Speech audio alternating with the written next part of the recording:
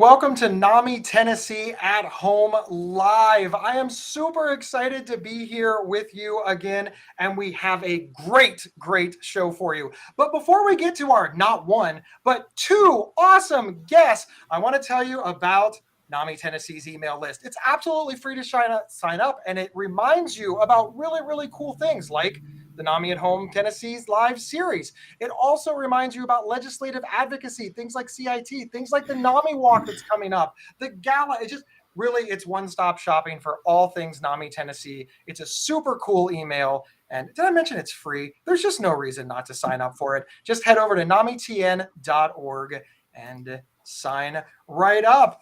All right, Darlene, welcome. Would you mind introducing yourself, please? Sure. Hi, Gabe, and I'm so happy to be here. I'm Darlene Kemp. I'm the Executive Director of Vista Points Special Needs Trust. Our corporate office is located in Mount Juliet, Tennessee, just outside of Nashville. We also have an office in Memphis and in Knoxville. Awesome. Thank you so much. And Bart. Hi, Gabe. Hi, y'all. It's glad to be here. I'm Bart Brammer. I'm a retired General Motors employee, corporate trainer, and I'm glad to be here to talk about special needs trust and to help Darlene with the conversation. Wonderful. Once again, thank you both so much for being here. So we're going to be talking about special needs trust for people living with mental illness, and that obviously begs the question. Let's make sure that we're all playing with the same definitions. What exactly is a special needs trust? Well, I'll be glad to answer that. And I think I hear Bart's clock going in the background. It's an awesome clock. Yeah.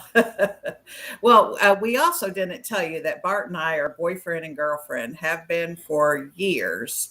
And Bart has had different issues. And this is one reason why we bring him in to Vista Points to help. He's a public relations liaison and volunteer for Vista Points.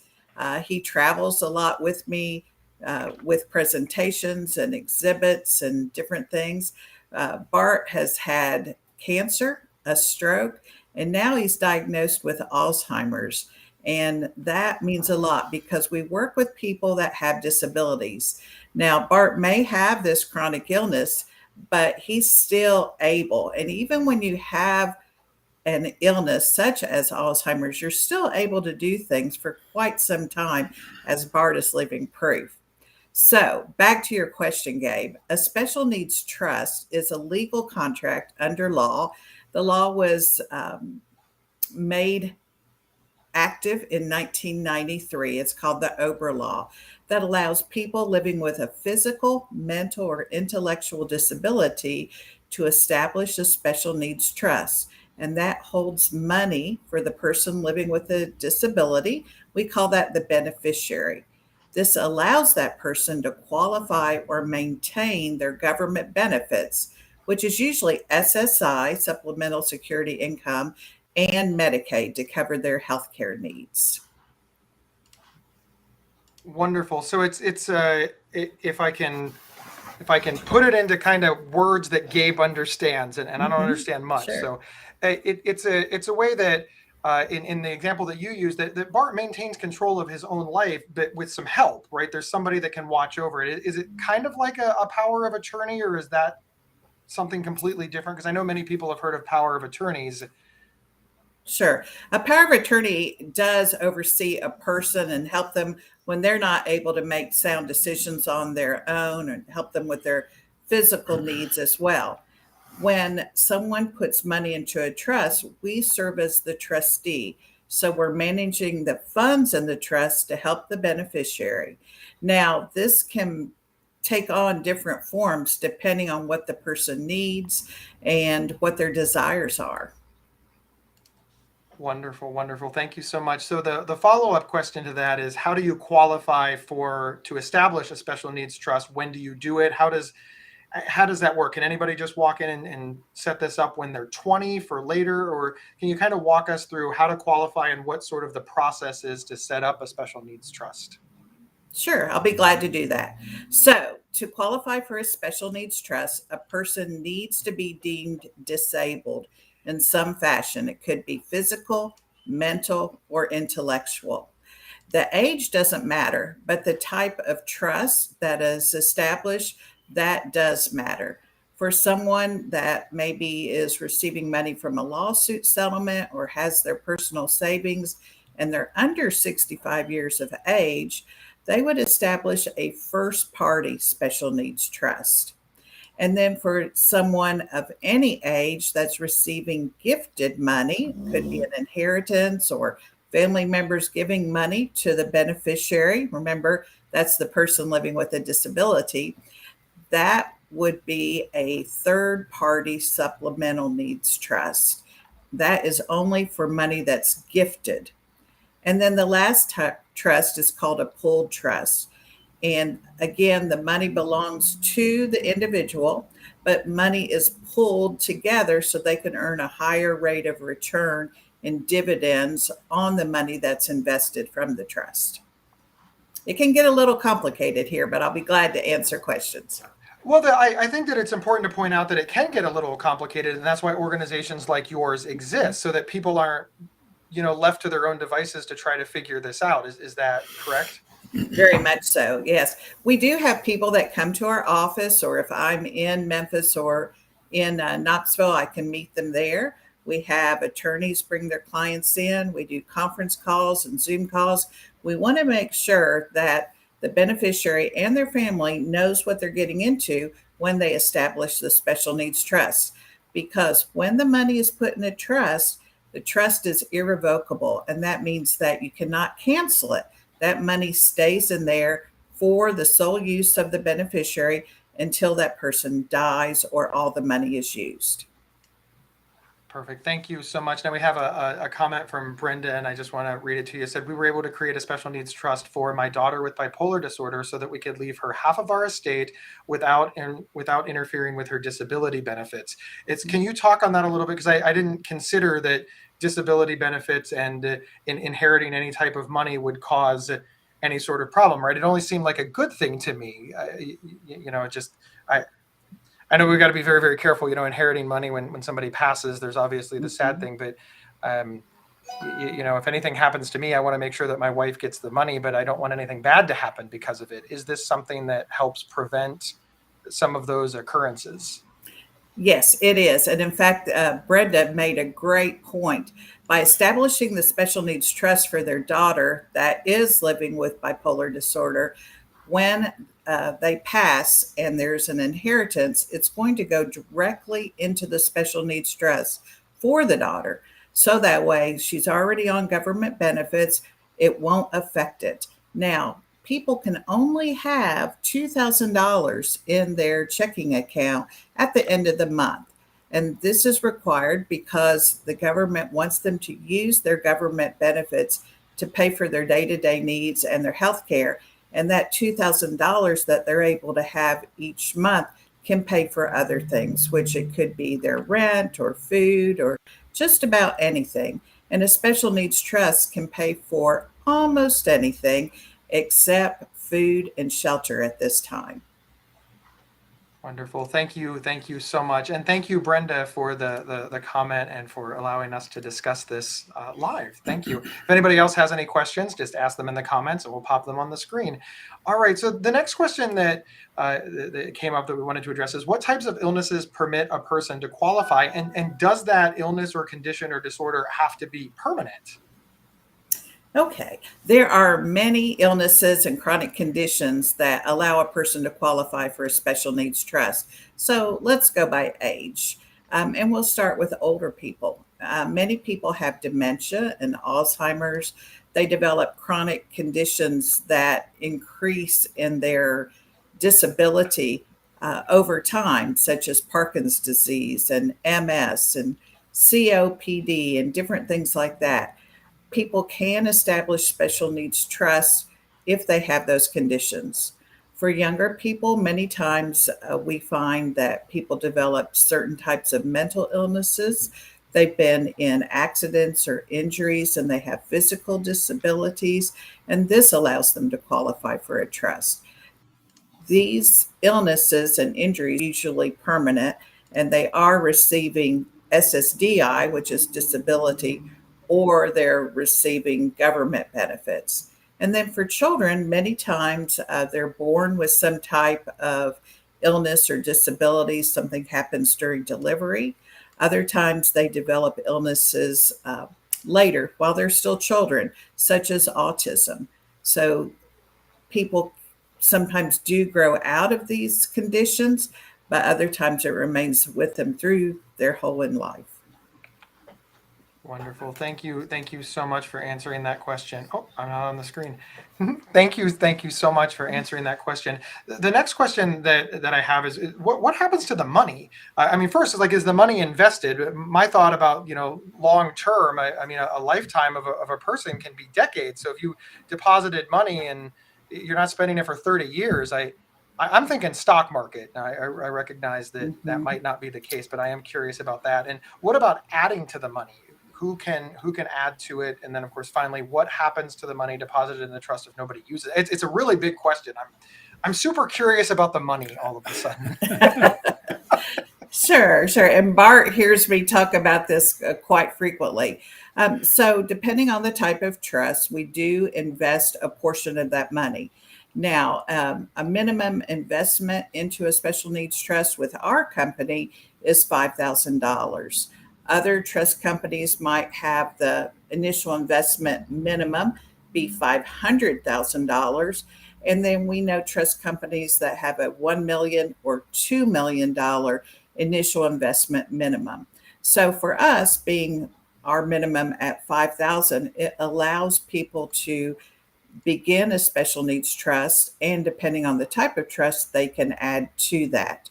So when the money is invested, let's say someone received a lawsuit settlement and they received $100,000 that's deposited into their special needs trust. We usually will meet with that person and their family if they want us to, and we'll find out what their needs are and then what their desires and their wants are. And we try to take care of these things before any money is invested. Usually that takes a couple months. And after that, we will take a portion of the money and invest it for them. When they get their dividends, which is usually quarterly, that money goes directly back into their trust. It doesn't go to our company. They also earn monthly interest on the trust checking account that we establish for them. So that's part of the answer. Is it okay if I keep on? Yeah, please. I know it's a very big question. Thank you so much, Darlene, for tackling it. Sure. So you asked if family and friends can add to the trust. In a trust that is a third-party trust, which is money that's gifted to the beneficiary, people can add to it. Family members, many times, let's say they gave $50 to the beneficiary in a gift for a birthday or for Christmas. Well, maybe the family will ask them, instead of spending $50, how about if you only spend $25 on the gift, and let's put the other $25 in the trust so our child or loved one can have that money to use for other needs that they have. Now, sometimes people will set up a GoFundMe account. They'll have friends donate. Their church will donate to them. All that money can go directly into the third-party trust. Wonderful. Thank you so much. Now, this is going to show my ignorance on this subject. We've talked about money. Can you put assets in a trust? Like if a parent wanted to leave their house or a car, something significant? You can do that. I can tell you it doesn't happen as much as you would think. And sometimes people want to purchase a house after the trust is established. And there's so many things to consider before your trustee will agree to that. Some of the things are, first, how much money is in the trust, how old the person is, are they able to maintain the house, what type of disability do they have, are they living alone, how much is the insurance and the lawn maintenance and the upkeep on the house, and how long do they expect to live in this house. Those are just some of the questions that we review. And if the beneficiary meets all those requirements, the house can be purchased. But I would say about 90% of the time in the trust that we manage, because they are not the, five, they're lower than that. Right. That a trust can't be purchased, a house, but we have purchased houses in the past. Thank you. Thank you so much. Now, one of the things that I'm curious about is how do you spread the word about the benefits of special needs trust for people who may benefit? Now, obviously, you're here right now, so this is a great way to spread the word. But there's got to be others. How do you get the word out? Well, I travel the entire state talking about special needs trust, the best established special needs trust, and we do advertising in different magazines and on the radio. You might hear us on iHeartRadio or Summit Radio over in Knoxville. And then we also started this year a podcast. And Bart Brammer is our voice of the podcast, and he is doing a great job. We have those podcasts listed on YouTube. We put them out usually on our Facebook page, and they're on our website. So Bart, he already knew a lot about Vista Points, but he is just doing such a good job, and we're reaching so many people. We do constant contact email blasts with those videos in it. There's just a wealth of ways we advertise. So Bart, you are essentially the voice of Vista Point. Is that correct? That is correct. Thanks, Gabe. I've had the opportunity to travel with Darlene around the state of Tennessee and talk about special needs trust, almost like a vendor. There's no sales involved, but when we show up at a site, and it could be a residence, it could be a fairgrounds, we set up a booth. We're passing out brochures. We're talking about special needs trust. Many cases, Darlene has been asked to speak to the audience, and I will man the booth and make sure that people have the brochures and answer their questions, the ones that I can answer anyway. And I have the opportunity to talk to folks twice a month on the air so they can hear about Vista Points in the podcast. So this all stems into my next question. I know you've answered some of it, but when did the podcast start? And I understand that the point of the podcast, which is called The Voice of Vista Points, is to educate people about special needs trust. So it's educational, but is it also entertaining? Give people kind of a little tour of what they can expect if they listen to the show. You can hear my personality, and of course, we're taking questions from the audience to find out what they need to know. We're using some of the common scenarios that Darlene has run into. I'm using her stories, of course, to share stories with folks and what has been done in the past and what mistakes can be made. Yeah, we keep it lighthearted. We keep it entertaining. The podcast, it's not like a history lesson. At least I'm trying to be upbeat about it. It's critical information. And it's one of the things that I want to share as an educator with folks, because I have dementia and it's progressively going to get worse. I'm going to need someone to take care of me. I'm going to need funds. I do qualify for government benefits at a later date. I don't want to lose them. And that's all the things that special needs trusts are about. Wonderful. Thank you so much. I have to ask, first off, I just want to know if you're famous, but I'll ask the question professionally and politely. Why did you agree to be the voice of Vista Points? And of course, has the voice brought you any notoriety? Well, as a matter of fact, I agreed to be the voice of Vista Points because I share the message. I strongly believe in the message that Darlene is spreading, the Vista Points organization is spreading, the job that they do. And it's neat because there's no sales involved. It's all about educating folks. It's not about making money. It's about protection and protecting your assets if you're living with a disability of any kind. And notoriety, as a matter of fact, I went to one event with Darlene and a person came up to the table and I was standing there and trying to hide drinking my coffee and trying to take a break at the same time. And this woman comes up and says, I recognize that voice. You're the voice. And I was kind of embarrassed about that, but it was neat. It was nice to be recognized that people have heard me on the air. That is nice. That's awesome. So you mentioned that part of the podcast is answering questions. Is there a question that you get asked more often than not that you find yourself answering a lot? And if so, what is that question? And Well, what is the answer to that question? I I can ask Darlene that question because I've heard enough times. What happens to the money if somebody dies? What Mhm. happens if there's leftover money and somebody dies and it's in the trust? And the answer to that is it depends. It depends on what type of trust the person has.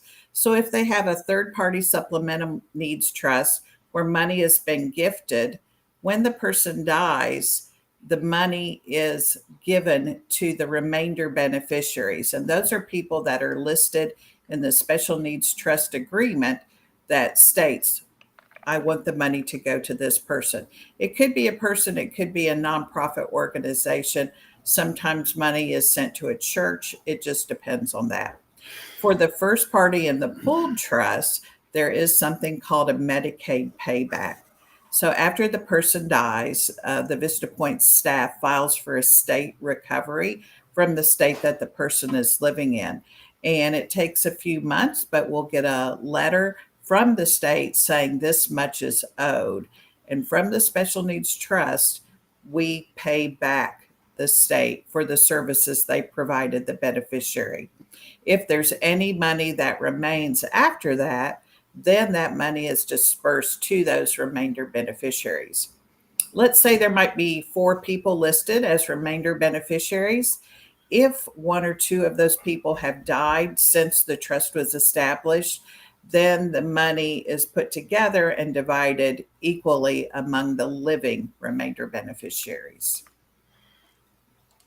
It seems very complicated. Is this why your organization is there to help people through this complicated? I I'm trying. I'm trying to understand. I'm trying to learn. And the one thing that keeps popping into my head over and over again is I could never do this. This is just way too hard. And I think that probably keeps people who can need this and benefit this from not utilizing this. Is that why your organization exists, to help people, or where would they go? Well, you've asked a lot of questions, and let me see if I can answer all of them. So the first thing is when somebody thinks they need a special needs trust, maybe a friend has told them, hey, you need to set this up for your spouse or your child. They can call our office and tell us what's going on. Then from there, we will refer them to an attorney, usually 2 of them, and they can choose which one they want to see. The attorney will hopefully be in their area, and then we contact that attorney and let them know this person's going to call. After they meet with the attorney, they can complete the documents with the attorney to establish the trust. And then all of that paperwork is sent to our office where we actually establish and fund the trust. And then we send out a welcome packet that has all the information in it that they need to get started. So from there, it takes them usually about 2 weeks to kind of get the full understanding, and we'll work with them. We have people call a couple times a day when they're first going over all the paperwork to make sure they're doing it correctly.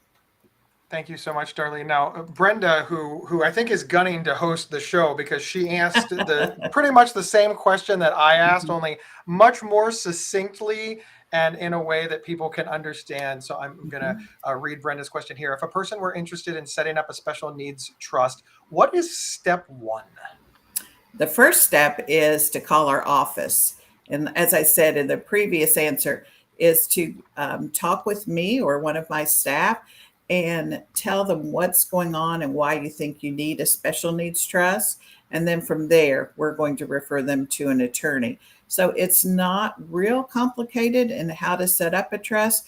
But before you go to an attorney, we suggest that you have a list of all of the government benefits that the beneficiary is receiving, any type of insurance, all of the assets this person has, and all of the income. This will help the attorney to pick the right type of special needs trust for your loved one. Thank you. Thank you so much. So along those same lines, and I know we talked about it in terms of step one, but what can people do if they believe a special needs trust might help them or their loved one? And I imagine that step one is going to be call you, Darlene, but can you expand on that? They can call. You can also visit our Vista Points website or our Facebook page or go on YouTube.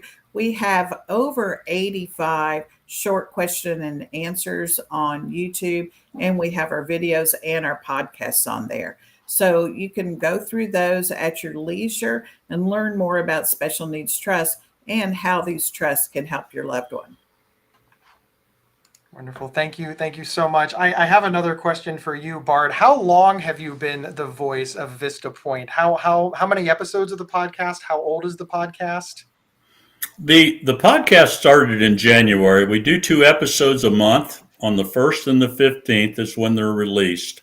The talk we started talking about this back before Christmas of last year, decided to launch in January. So this being April, if my math is correct, we've done 8 episodes, and we're headed for that will be the 9th on May 1st. That will be released on May 1st. I wanted to add that Darlene follows the letter of the law, and sometimes she does the training for the attorneys, because folks have an attorney that they've dealt with before, and they want to use old Uncle Ned because he's a lawyer. And Darlene will agree to that, but she wants to talk to Uncle Ned to make sure, does he understand the laws around special needs trust? Because they do change. And that's the reason Darlene uses qualified attorneys and makes sure that everything is to the letter of the law. It is to protect the beneficiary, because the money can only be used by the person living with the disability. Wonderful. He Thank knows you so his much. stuff, doesn't he? Yeah, absolutely. I mean, you both know, because this is definitely your area of expertise, and I see how confused that I have gotten in, and I've had the advantage of knowing what we're going to talk about, seeing the questions, researching the show, talking to Kyle, getting information from both of you, and I can see how complex it is, and I don't have the added emotions of making sure that I am protecting a loved one or caring for a loved one. This is just academic for me. I'm not in the emotional state. Is that an issue for folks? Because I have to imagine that these are big topics: caring for your loved ones after you leave, accepting their disability, understanding where they are, figuring out how you're going to leave inheritance and money. These are concepts that people have trouble discussing. Do you find that in your work that people are sort of hamstringed or handcuffed by how big the discussion actually becomes? Yes, very much so, Gabe. And let me make it a little more complex for you. Sometimes people have a third-party supplemental needs trust where their family is gifting money to them. And then maybe they've been injured and received money from a lawsuit settlement. And so they have a first-party special needs trust for that money because it belongs to them. And then they might set up an ABLE account. And that is for money that they can use. And many times people use that to pay rent and buy food. They're only allowed to have a certain amount of money in it per year, and it can only grow to $100,000 ever. So they might end up having 3 types of accounts to handle their day-to-day activities and the money that they have. So it can get very complicated. I am the more I listen and the more I learn, the more I am glad that you and your organization exists. And I'm glad that Bart is out there answering questions for people, because I can see this becoming just so overwhelming to the point that people are just thinking, you know what, this isn't for me. And that would obviously be a very big detriment. So I want to say to anybody watching, if you are confused, I think that's okay, right? Like you probably only deal with confused people. So it's okay to be confused. That's why Darlene and Bart exist. Well, I can tell you it's very few and far between do we find people that actually truly understand special needs trusts and the benefits that come with the trust and what they might lose if they don't establish a trust. I'd like to tell you, related to mental illness, we have a lot of people that have bipolar disorder, and their family members have dealt with their issues for years. And maybe now this person is getting an inheritance or a lawsuit settlement, and they don't want their family members to help them with that money. Sometimes they're fearful that the family will take advantage and use the money. Other times they don't want to be told what to do by a sister or brother. And sometimes they appreciate a third party, which is our company, stepping in and helping them so that they can have independence. One thing that we do with a special needs trust with someone that can make sound decisions is give them a credit card. It's called a TrueLink credit card. We put a couple $100 on that card a month for the beneficiary to use. So this way they can go get their haircut on their own. They don't have to ask their sister for the money. We can set up the card so they can use it for Lyft to take taxi service to wherever they want. So they don't have to ask people for rides. Some of our beneficiaries in the past have spent almost their entire month's money that they get from SSI to pay for rides from their friends, or they'll trade things, give them clothes and things like that for rides. This stops that. And they will find out who their real friends are, the ones that stay when the money stops. So this TrueLink card gives them that independence, and it helps to protect their money, and they can use it all month long. So sometimes they want to do something special. They might want to go out to eat, and food is not permitted to be paid for on the card. We can set up an exception every once in a while where they can go out to eat, and this is their entertainment. Lots of people use that TrueLink card for entertainment, like going to the movies or taking a ride, just different things. We have one gentleman who likes to take his Lyft. He gets an ice cream cone and they go to the park and watch baseball games. And then he comes back, but he gets out and does things, and it makes him very happy. That is wonderful. Gabe, I wanted to add something. You were talking about the emotional side of it and people not knowing that they ever need a special needs trust. Many folks have never been involved with disabled family members or disabled friends in a close enough nature to know what kind of help that they need. Many times this will happen because of an accident, and all of a sudden the special needs trust comes up. I never knew I needed it, but then there was a stroke, or there was a car wreck, or there was a heart attack. And suddenly you're in a situation where you need somebody to talk to and somebody to call. This is where the Vista Points organization is going to help out. They have a toll-free number. They have a hotline. They have internet access. You can reach out and talk to them about what if and what can I do and what's going on with it. I want to add something. Do you care if I tell you a little story? I would love a little story. But before you start that, what is the Vista Point email address? I want to pop that on the screen so that folks can visit that and know where it is. The email address? I'm sorry, the website. The website. It's www.vistapoints.org. And Vista Point is POINTS.org. VistaPoints.org. I'm going to pop it on the screen, make sure I got it right. And then, yes, I would love to hear that story, Darlene. Okay, that looks correct. Perfect. Sticking with mental illness, I'll tell you a story about one of our clients. There was a lady that developed paranoia, so much so that she was not able to work. She inherited quite a bit of money, and the money was put into a special needs trust. And we managed that trust, and that's how I got to know her. She was a wonderful person, very intelligent, but she was afraid of everything that you can imagine. And so she would want to talk to us. And to do that, she would go down the street, go into the library, go into the ladies' bathroom, and go into a stall because she felt protected there. And she would call us from the bathroom stall of the library. Now, you might think this is a little strange, but this is how she was able to function. And we do a lot of training with our staff on not to judge people because we don't know what they've been through or what they're going through. And so if she needs to go to the bathroom to contact us, then we'll wait for her call. When we call her, we know she's going to call back in about 10 minutes because it takes that long for her to walk down the street and get to her safe spot. I love that. It is an excellent example of meeting people where they are. Mm-hmm. Wonderful. Very true. Darlene, Bart, is there anything that we forgot? Is there any additional information that you have to share? I know we can probably find it all on vistapoints.org, but now's the opportunity. What question did I not ask that everybody needs to know? You two are the experts.